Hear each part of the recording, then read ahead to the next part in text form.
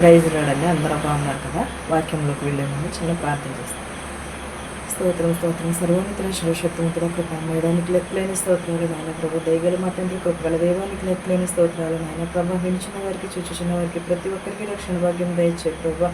మీరు నా నోటి ఉంటే మాటలు అయితే పలికించాల మాటలు పలికించమని అడుగుచున్నాను తండ్రి. అవును.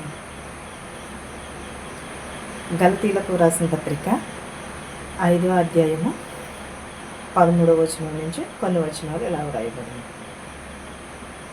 సహోదరులారా, మీరు స్వతంత్రులుగా ఉండుటకు పిలువబడితిరి. అయితే ఒక మాట, ఆ స్వతంత్రమును శరీర క్రియలకు హేతు చేసుకొనక ప్రేమ గలవారై ఒకరినొకడు దాసులై ఉండుడి. ధర్మశాస్త్రము నిన్ను వలె నీ పొరుగు వారిని ప్రేమించుము అను ఒక్క మాటలో సంపూర్ణమై ఉన్నది. సహోదరులారా, మీరు స్వతంత్రులై ఉండుడి. అది స్వతంత్రులకు పిలువబడితే కానీ అది పిలువబడిన దాన్ని దుర్వినియోగం చేసుకోవద్దని అంటున్నాడు దేవుడు. ఒకరినొకరు ప్రేమించుకునుడి, ఒకరినొకడు హేతువు చేత ప్రేమ గలవారై ఉండుడి, దాసులై ఉండుడి. ఇది ధర్మశాస్త్రమే అని చెప్పుచున్నాడు. బైబిల్ అంతా కూడా ఒకటే బోధించుచున్నది. ఏంటది? నిన్ను వలె నీ పొరుగు వారిని ప్రేమించుము అని. మన శత్రువులను ప్రేమించమని అంటున్నాడు, మన సహోదరులను ప్రేమించమని అంటున్నాడు, ప్రతి ఒక్కరిని ప్రేమ కలిగి ఉండమని అంటున్నాడు. ప్రేమ కలిగి ఉండమని అంటున్నారండి. మనం ఏం చేయుచున్నాము? ప్రేమ కలిగి ఉంటున్నామా? సహోదరి ప్రేమ ఒకవేళ మనము సహోదరి ప్రేమ కలిగి ఉన్నా ఏంటమ్మో ఇంత ప్రేమ కారిపోతుంది. కానీ దేవుని మాటలకు లోబడి ఉండాలి. కానీ మనము ఈ లోకపు మాటలకు కాదు. స్వతంత్రులయ్యి ఉండుడి అని అంటున్నాడు. హేతువు చేసుకోనమని అంటున్నాడు. ఒకని ఎడల ఒకడు ప్రేమ కలిగి ఉండుడి, నిన్ను వలె నీ పొరుగు వారిని ప్రేమింపవలెను అని అంటున్నాడు. అయితే మీరు ఒకరినొకడు ఖర్చుకుని భక్షించిన ఎడల మీరు ఒకని వలన ఒకడు బొత్తిగా నశించిపోతురేమో చూచుకునుడి అని అంటున్నాడు. అయితే మీరు ఒకరినొకడు ఖర్చుకుని భక్షించిన ఎడల మీరు ఏమై ఉంటారని అంటున్నాడు? బొత్తిగా నశించిపోదురేమో అని అంటున్నాడు. మనం చెడు ఆలోచన కలిగి ఉంటే మనమే నశించిపోతాము. అదే మంచి ఆలోచన కలిగి ఉంటే మనం మంచినే చూస్తాము. మనం ఏమి విత్తుతామో అదే కోస్తామని చెప్పి ఉన్నాడు. మనం విత్తిన దానినే మనం కోస్తాం, కానీ వేరొక పంట కొయ్యం కదా.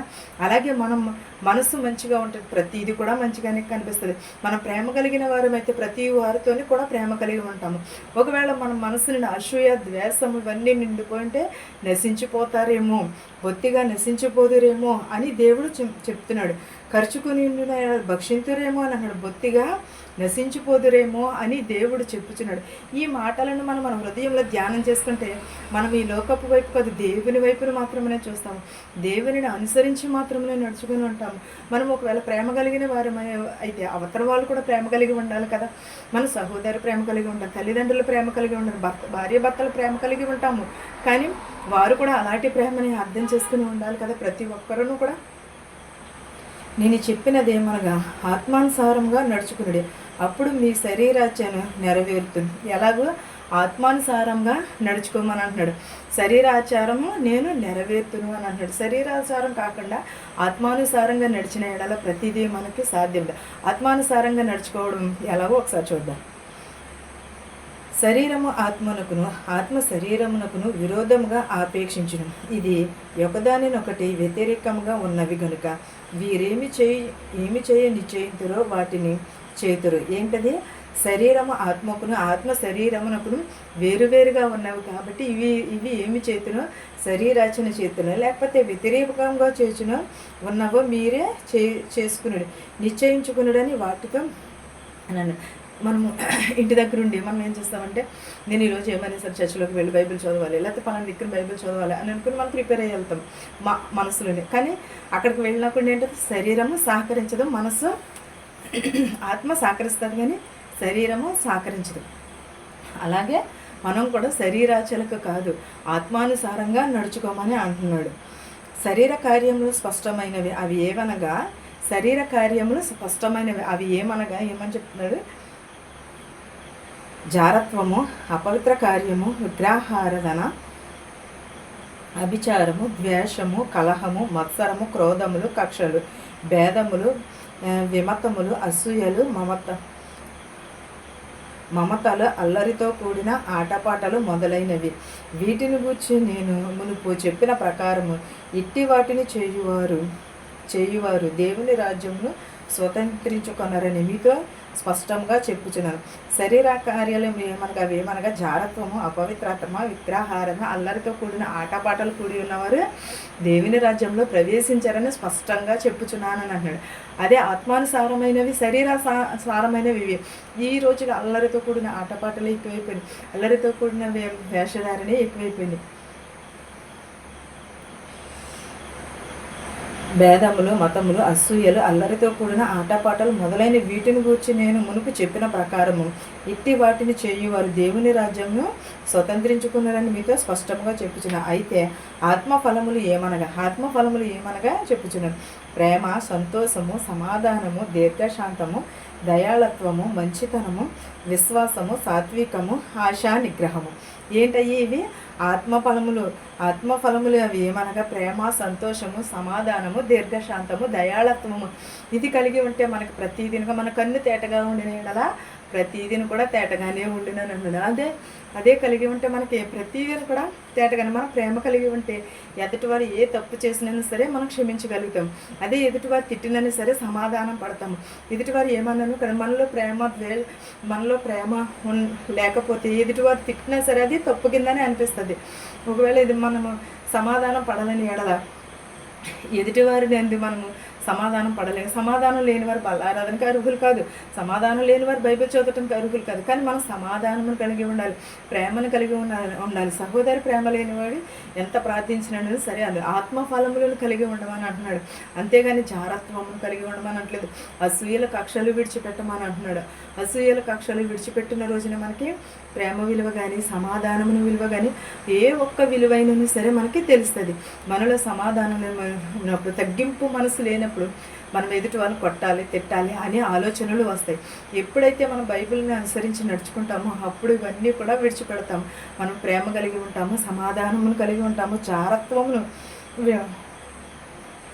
అయితే ఆత్మఫలము, సమాధానము, దీర్ఘశాంతము, దయాళత్వము, మంచితనమును, విశ్వాసము, సాత్వికమును ధరించుకోమని అంటున్నాడు. విగ్రహారాధన విడిచిపెట్టమంది. ఇట్టి వాటికి విరోధమైన నియమం ఏదియూ లేదు. క్రీస్తు సంబంధులు శరీరమును దాని ఈచలతోనూ దురాశలతోనూ సిలువ వేసి ఉన్నారు. ఎవరిని? నిజమే కదండి, యేసుక్రీస్తు వారిని సిలువ వేసి ఉన్నారు. ఇటలా వేసి ఉన్నారు, అసూయతోనూ కక్షలతోనూ. ప్రతి దేవునిలో ఏ పాపమును కూడా లేదు. అయినా సరే మనం ఏం చేసి ఉన్నాం? సిలువకి ఆకుతి. మనం ఏమి కలిగి ఉండాలంటే సమాధానమును కలిగి ఉండాలి, ప్రేమను కలిగి ఉండాలి, అసూయను విడిచిపెట్టాలి, అబద్ధ జీవితం వచ్చి మంచితనమును మనము సంపాదించుకోవాలి. మంచితనం సంపాదించుకోవాలంటే చాలా కష్టపడాలి. మనం అది అనిపించుకోవడానికి క్షణం పట్టదు. మనం ఎప్పుడు కూడా దేవుని భయమును, భక్తిని కలిగి ఉండాలి. ఈ వాక్యము మనందరికీ తోడయ్యుండును గాక. ఆమేన్. ప్రార్థించు. స్తోత్రం సర్వోన్నతుడ, శక్తిమంతుడ, కృపామయుడ, నీకు లెక్కలేని స్తోత్రాలు నాయన ప్రభా. విరిగి నలిగిన హృదయమును దయచే, మారు మనసు దయచే ప్రభా, రక్షణ భాగ్యమును దయచే మనం అడుగుచున్నాను ప్రభా. ప్రతి ఒక్కరికి నాయన ప్రభా, నేను శత్రువులు మిత్రువులు దీవించిన ఆయన ప్రభా, బస్సులో వెలిచిన ఆటోలు ట్యాక్సీలు వెలిచిన ప్రతి ఒక్కరికి నాయన ప్రభా, వారి గృహాలకి చేర్చమని అడుగుచున్నాం ప్రభా. ఎవరెవరైతే ఏ చేతి పనులు చేస్తున్నారో వారి చేతి పనులను దీవించి ఆశీర్వదించమని అడుగుచున్నాం ప్రభా. విరిగి నలిగిన హృదయమును దయచే ప్రభా, మారు మనసు దయచే ప్రభా, రక్షణ భాగ్యం దయచే ప్రభా, మా దేశాలని మా సంఘాలని దీవించిన ఆయన ప్రభా.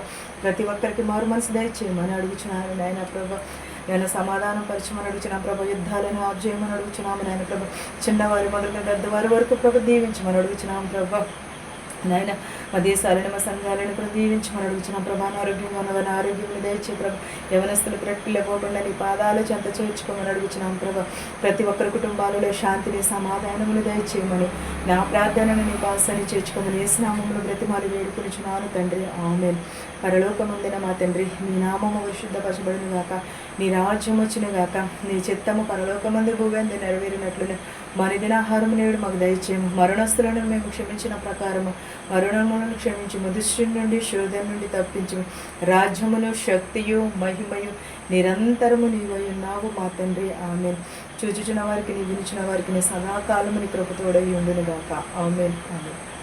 అందరికీ వందనాలు.